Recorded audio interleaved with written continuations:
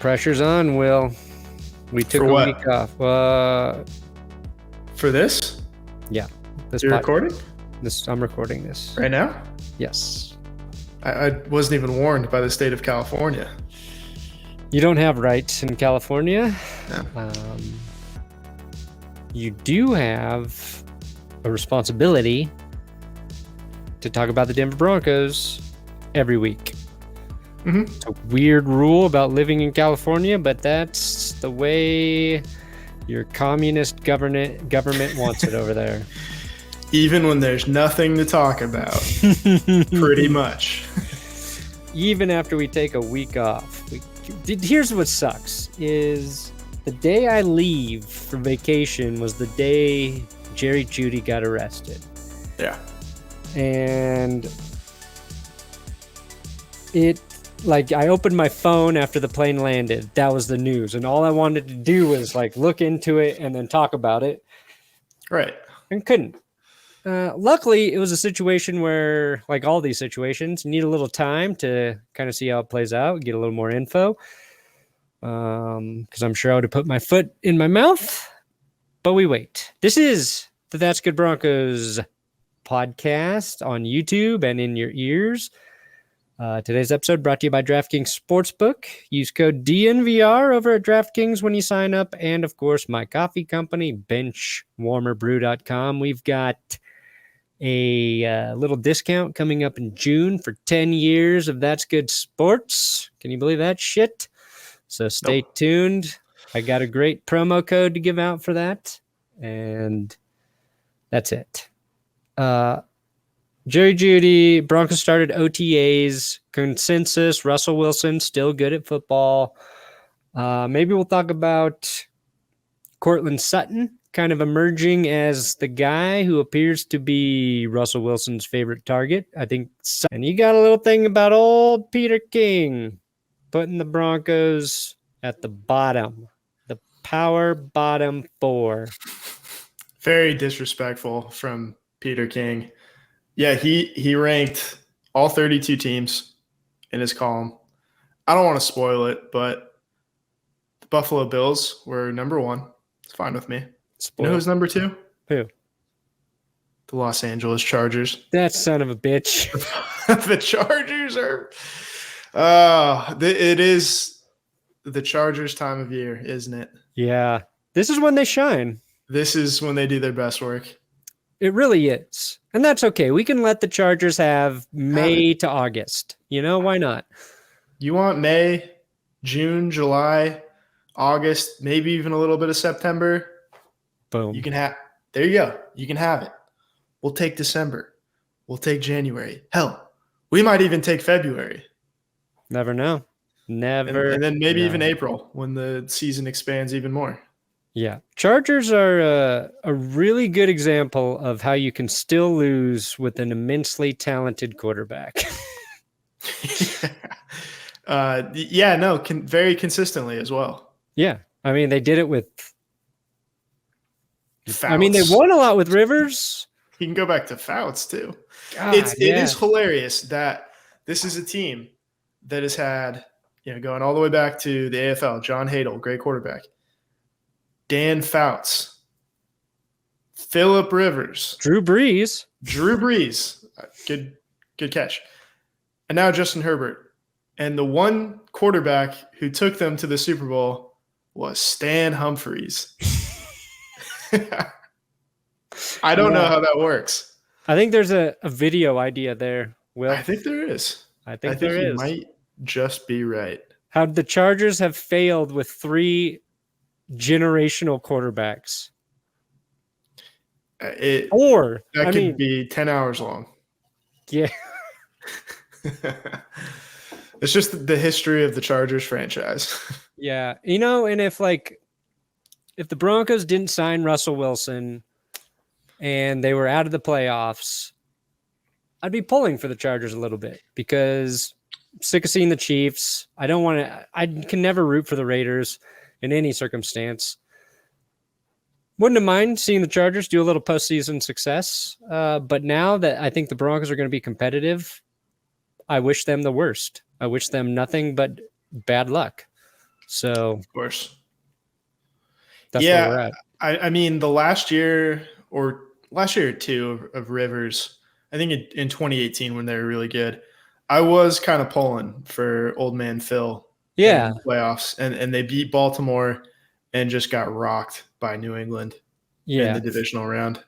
Phil grew on me. It took time, but Rivers grew on me. He grew up a little bit too.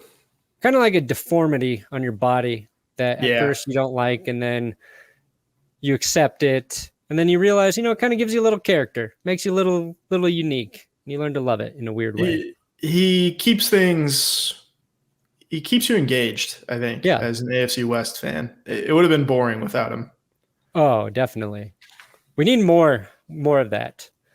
Yeah, I don't know if Justin Herbert's that guy. No, Justin Herbert's too vanilla. Way too vanilla. Patrick Mahomes, too. Like, Mahomes, what are you going to say? Like, he has an annoying voice. He has an annoying brother. He has an annoying wife. Yes. Okay, there you go. Nailed it.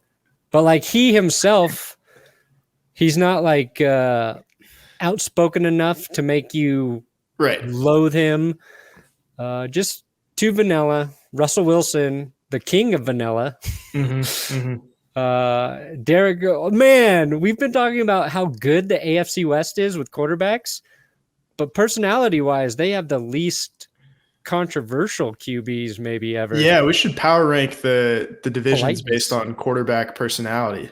Yeah. Wouldn't that be interesting? Well, I think the AFC South might give them a run for their money. For politeness? Yeah. Well, just for vanillaness. Yeah, you got Davis Mills, Matt Ryan, who might be at the top of the leaderboard there, Ryan Tannehill, and who am I missing? Trevor Lawrence. Yeah. That's about as white bread as you can get. Oh, that is, man. It is. Yeah, that is the terms of personality. Whew. Yeah, I mean, when you go to the AFC East, at least you got, two is kind of interesting. Yeah. I mean, Mac the feistiest thing Ryan Tannehill said is he wasn't going to be Malik Willis's mentor. Yeah, that's true. He is controversy. He is trying to say interesting stuff now. He was kind of like I think people like maybe didn't like him earlier in his career in Miami, but that was a long time ago. So yeah. Oh boy. That'll be a great video when that comes out. The least likable, what is it? The most likable quarterbacks? Least likable? I don't know. Quarterback divisions raked in terms of likability. Boom. 3,000 views. Yeah. The division recap we just did is tanking. But well, to be fair, I guess you were a little upset that you missed out on Jerry Jeudy, but you managed to get 100,000 views out of it. A couple weeks later. I knew I had the right title. Multiple Broncos arrested. Multiple Broncos wide receivers arrested. Brendan Langley. Yeah. Well, yeah, he was I forgot, like, I thought he was a corner, and then you reread, it's like, oh, wide receiver, and then I say wide receiver, and then like, yeah, he switched. They tried to convert him. I forgot they tried to switch. I was like, oh yeah. But yeah, that fight was crazy. It was crazy that it took so long to kind of get confirmed that it was Brendan Langley that was in the fight. But yeah, that video did well. So it's okay that the NFC West tanked. I got a follow-up for today, though. The Javon Kinlaw interview. So good. Did you watch it? I did, yeah. Where he just starts calling that reporter, questioning his testicle size and his tiny penis. It's the best. It is the best. The like reaction the guy makes when he starts saying that stuff feels like the perfect GIF. Oh, I should relook at his face. Yeah, I'll send it to you later. Yeah, But it sounds like that guy is not very well liked by 49er players. So It seems like every team has one of those guys. yeah, the media he's the guy in the media who has access, but is mostly just there to always take the negative approach. By comparison, in Denver, that would be James Marilat. Correct. Except, like, I don't think he pisses players off, though. No, I don't think he goes and like talk shit to players. But anyway, I'll talk more about that later. We should talk about the Jerry Jeudy thing because it did happen and we haven't yet. Right. Yeah. So he got arrested almost 2 weeks ago at this point. Yeah. Pretty close. And when the report came out, basically everybody just saw the words domestic violence. Yeah. They're like, oh boy, like here we go. And it turns out that he and I don't know if it's his wife or just the mother of his child. Yeah, they're not arguing. married. Okay. They're arguing and she took his phone, and in retaliation, he took baby formula and documents and locked them in a car. Yeah, in her wallet. They're in the car, and he locked the car, preventing her to get access to those things. Yes, he was withholding those items from her. Which is why. What's that? So someone called the cops. She did. Yeah. I guess they'd have to. She called the cops, and she has also asked that the charges not be pressed against him now. Mm-hmm. She also said that she never felt threatened physically, that she just called the cops to monitor the situation. And in the state of Colorado, the weird thing was the wording. And that was like the first thing I noticed because I opened my phone and I have all these DMs. And everybody's like, Jerry Jeudy arrested, Judge, Jury, and executioner, whatever. There's like jokes. I'm like, oh, fuck, what happened? And it was the domestic violence enhancer. Like, I've never seen that phrasing, but it sounds like something Colorado, that you really shouldn't have. Like something that doesn't need to be enhanced. Yeah, well, I get where the law is coming from. It's like you can't take things from other people to use it to like intimidate them into doing something you want. Mm-hmm. I'm not sure this situation was the correct example for that, but I think he's got a hearing on May 31st, which is interesting because I do have to report for jury duty tomorrow. Oh, so they would never let you be on that jury, though. Give me the Jeudy case. I thought it goes to like a jury thing. Yeah, that would be ridiculous too. But I was like, the timing. What if I could be the insider, and then I would get, in trouble because you're not supposed to talk about the trial. I'd totally be talking about it. Yeah, you'd have to. It's your obligation. Yeah. But anyway, it looked initially, by the way it was reported, a bad situation. The good news is physical violence never happened. That's your first concern in a situation like that, right? Everybody should be anti-physical violence unless it's two men fighting in an airport. Then we celebrate the victor of that. And then we learned what the situation was. It seemed like two people who got in an argument. It got out of control, but not in a physical way. And the cops happened to be called. The cops got called. So in terms of what this means for Jeudy, kind of depends on what happens Monday. I'm assuming nothing's going to happen. Like, it doesn't seem like something that justifies a punishment. Like, but I don't know. Like, maybe depends on probably the judge and information about the situation that we don't have. But based on everything we've heard reported from Jeudy's side, from the woman's side, from the police themselves, like, I don't know what the offense would be. You know what I mean?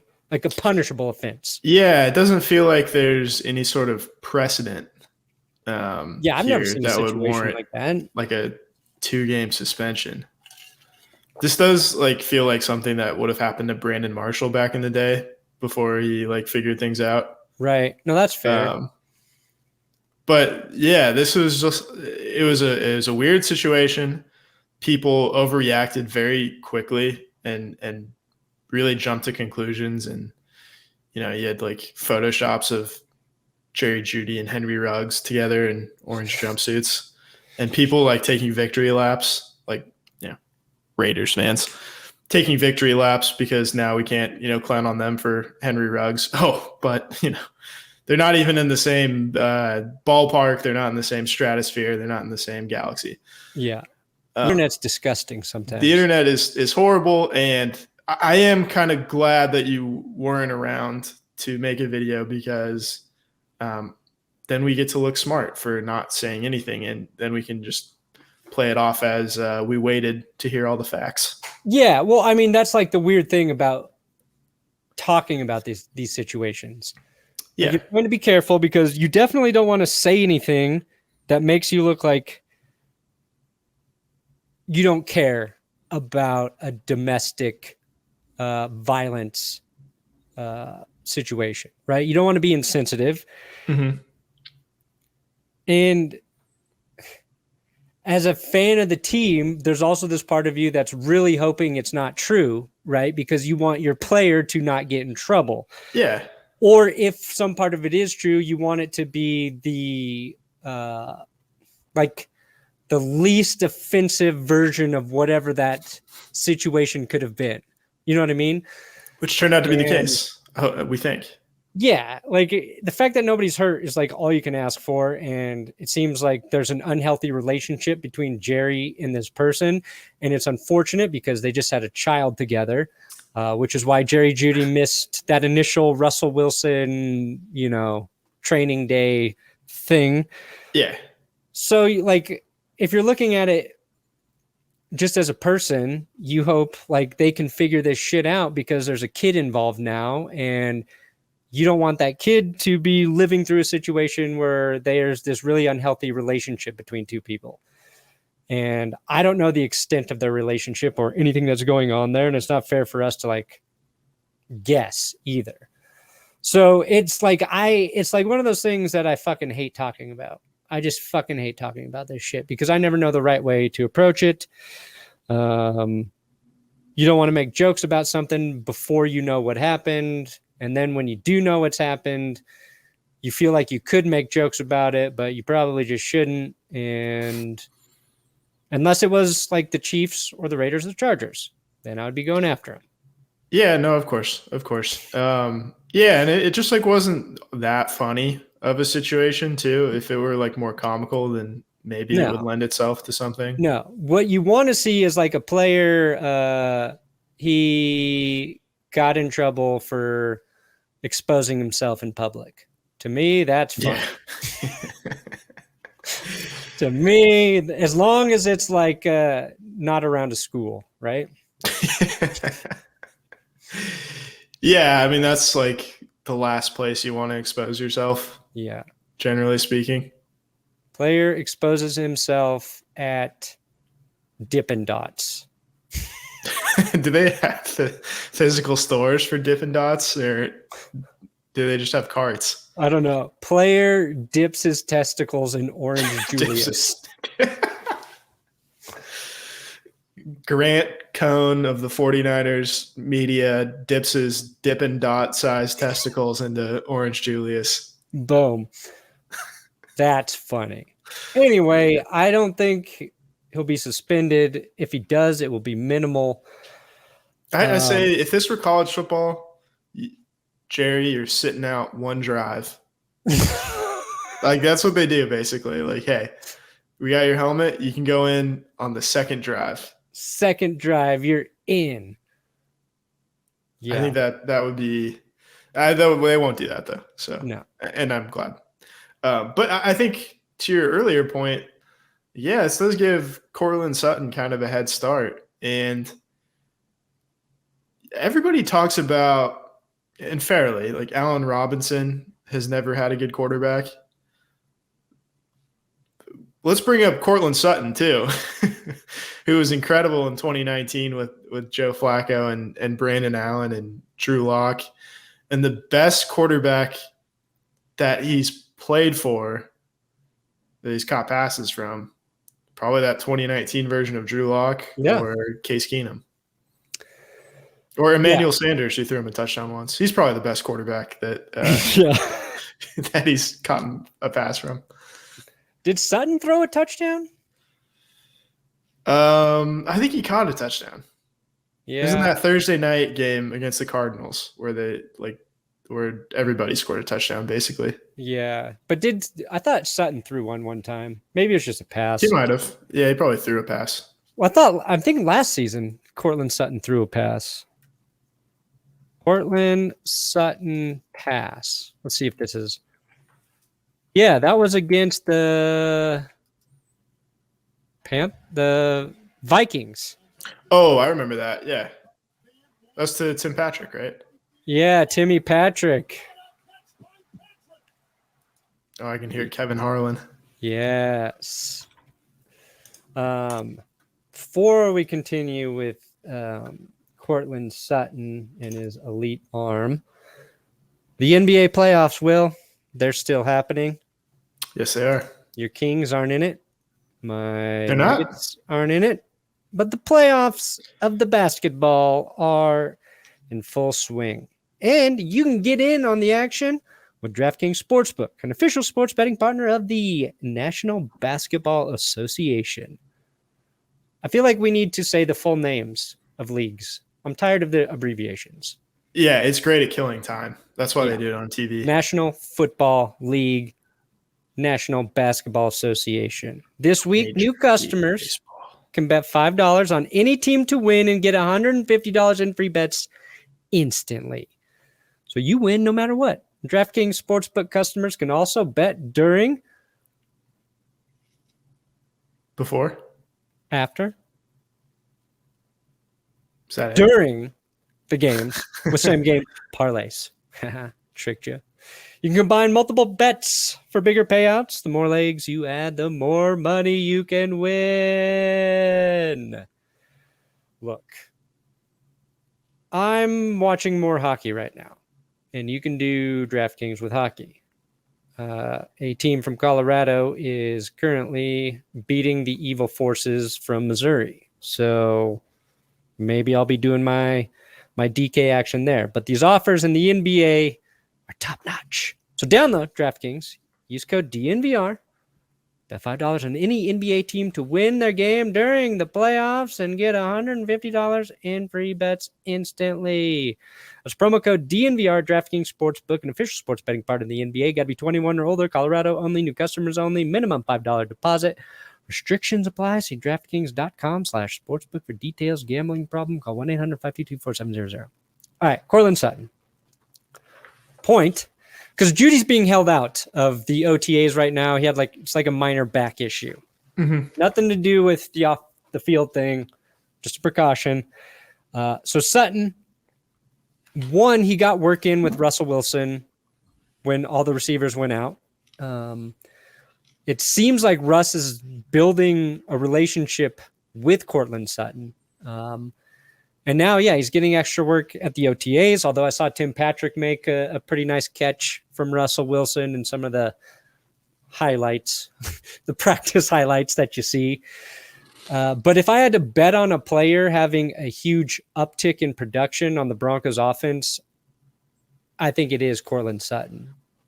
And I think Sutton plays like the style that Russell Wilson is most suited to take advantage of. You think he's like the DK Metcalf? Yeah, he's I think he's a more diverse DK in what he can do. They kind of have two DKs. What's that? They kind of have two DKs with Tim Patrick and Courtland Sutton. And then you got your KJ Hamler's got a little bit of Tyler Lockett, and Jerry Jeudy's Jerry Jeudy's a little bit like he has the potential to be like a really souped up Doug Baldwin. Ooh, there you go. A rich man's Doug Baldwin. And Doug Baldwin was pretty good too. Yeah, Baldwin was great. Yeah, I was watching a Russell Wilson highlight, and it was a little older than I thought. And I first thought it was Tyler Lockett making this sideline catch, and it was Doug Baldwin. And I was like, damn, I forgot how good Doug Baldwin was. He's like the difference right now between like Doug Baldwin and Jerry Jeudy, if you're comparing. Like Baldwin was the guy who would always make the tough catch. And I think if Jeudy has something to prove, like that's the area of his game that he needs to like make the biggest stride. And a part of that's just the narrative from his drops from his rookie season, something that he really got better at. But once you see him make some of those catches, then yeah, maybe that comparison's fair. But I think he's more shifty and athletic than Baldwin. Yeah, definitely. Baldwin was like a good runner after the catch, like a little more physical, I think. And Jeudy's got the juke you out of your skates kind of athleticism after the catch. Yeah, kind of like Antonio Brown, really. He does have a little bit of Antonio Brown in him. I think that's we're not saying off the field. No, but it's guy who can get open. Again, AB was another guy who'd make any catch, though. That's true. He needs to be fair, not a ton of accurate passes thrown to him in big spots yet. Yes. The signature Jerry Jeudy play so far, well, they both kind of came in his rookie season.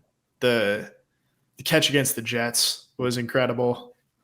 Right. And the 92-yard touchdown against the Raiders. That's kind of like those two plays illustrate like what he can be. Yeah, he can do it all. That's the thing. Yeah. So I don't know. I think when it comes down to it, Russell Wilson will develop it's 3rd down and 8. I know my guy who I'm throwing to, and I think it'll probably be Patrick or Sutton. Yeah, I think early on for sure. Yeah, Russ it always seems to be like a 2-receiver sort of prominent system. Mm-hmm. Mm-hmm. But also you could argue like the Seahawks have never had more than 2 really, really good ball catchers on the field at the same time. Except for, let's see, what they had, Baldwin and Curse.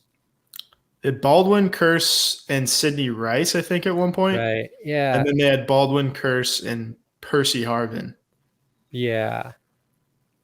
And last year they just had, I'm pretty sure it was just DK and Tyler Lockett.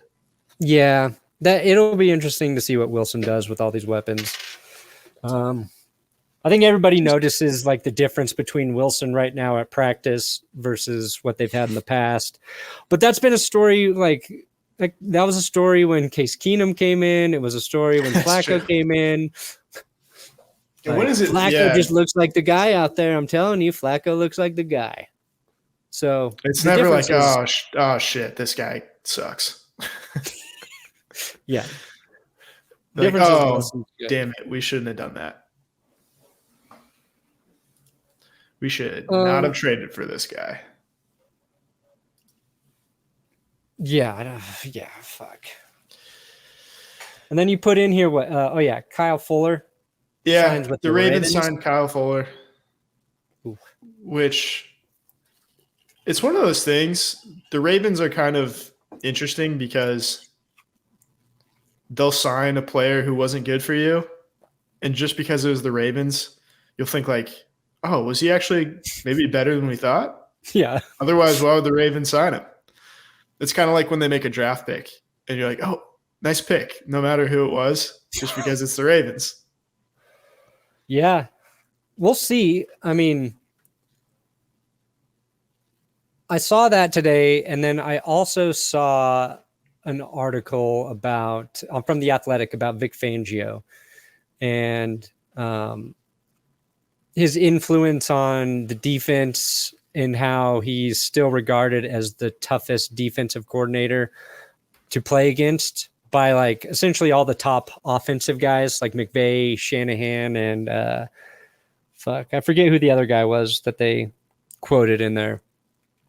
And it's reassuring to me if Kyle Fuller wasn't playing great with Vic Fangio, then maybe we don't have to worry too much about the Ravens stealing the guy who had some good football left in him. I mean, that could happen. Like, he played better down the second half of the season after he got benched. Or we our expectations shifted. That's also probably true. Yeah, it's a little bit of that too. Oh my God. We do have breaking news. Uh-oh. The Las Vegas Raiders are going to work out Colin Kaepernick at quarterback. Ooh. And this is not a fake tweet. This sounds like this sounds like the subject of a fake tweet. But it's from Ari Mirov and Ian Rappaport. What do you think about that? He sounds like he's going to fit really well in a Josh McDaniels offense. Personally. Yeah. I see Schefter tweeting about it. Sure. Sure, why not? I mean, their backups, I think, are Jarrett Stidham and Nick Mullins. Another 49ers QB. So I would 100% take Colin Kaepernick as a backup quarterback. I want to see it happen, just because it would be must-watch preseason television. Yeah. It really would be. I would be totally interested to see how he plays in preseason. Because, like, if he looks decent in the preseason, then we can all for sure say that quarterback's not that hard of a position. Yeah, like, this is actually way easier than we thought. He's had 6 years off, and look, he came back in and he's fine. Totally ready to go. Anybody can do this. And if you can't do it, that's a you problem. Yeah. Any elite athlete can do this. Yeah. If you can't do this, you must really suck. So I'm looking forward to that. I think there is a less than 1% chance that they sign him. But he's getting a workout. Yeah, I think like this should fall under the category of public interest, and I think the U.S. should require this workout to be televised as well. Yeah. It should be like a pro day or something. Oh, I'm sure the NFL Network could swing that. I think they tried to, like the last time he worked out, because he had that public like exhibition for a bunch of teams, not just one in particular, and I don't think he allowed video. I think that one was a little more weird. I think it was a little more sensitive at the time. Yeah, it's strange. The whole Colin Kaepernick arc has been so bizarre. Yeah, it really has been. I think that's like fair. The attitude about it, the NFL stance on it. NFL just fucking cowards with the whole situation. The stuff recently that came out about was that Papa John's was trying to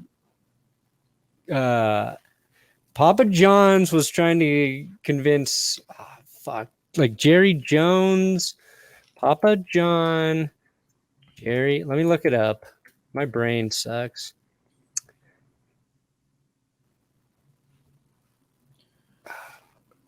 I will never forgive Papa John for being the first one to congratulate Peyton Manning after Super Bowl 50.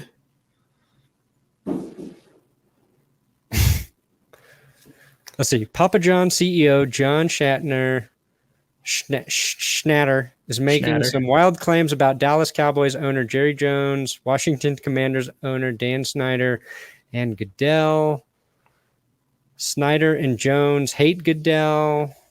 He Yeah, was trying to probably. get out Goodell. I thought it had something to do with Cap. I think, yeah, he was trying to get Goodell out after Kaepernick. Maybe it was just Goodell. Maybe I'm confusing it. But anyway, Papa John's was trying to mess with the NFL. I thought it was part of the Colin Kaepernick arc. Maybe I was wrong.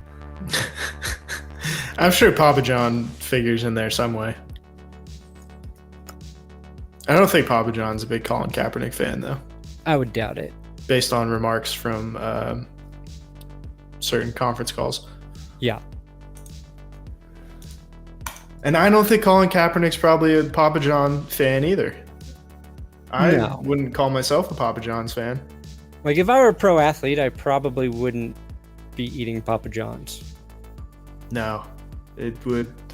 Sounds like the one food that most quickly would make you bad at football. Yeah. I think Taco Bell would make you faster. Papa John's slow you down. Yeah, who was it on the Ravens that endorsed Taco Bell publicly? Body by Taco Bell. Yeah, Matthew Judon. yeah, that's right. Judon. That's who I thought it was. Yeah. Everything works for the Ravens. To bring that There full you go. circle. Another full circle. We did it. All right. Well, it is May, heading into June. If anything crazy happens with the Broncos, we'll certainly let you know. We'll be back next week. If there's something you'd like us to talk about specifically, Please, let for the us love of know God, in the tell us. comments. Will started a Jake Plummer, Jay Cutler episode. We're working on that. Yeah, it's a very brief episode. It should be about 5 or 6 minutes. It's an anthology. Yeah.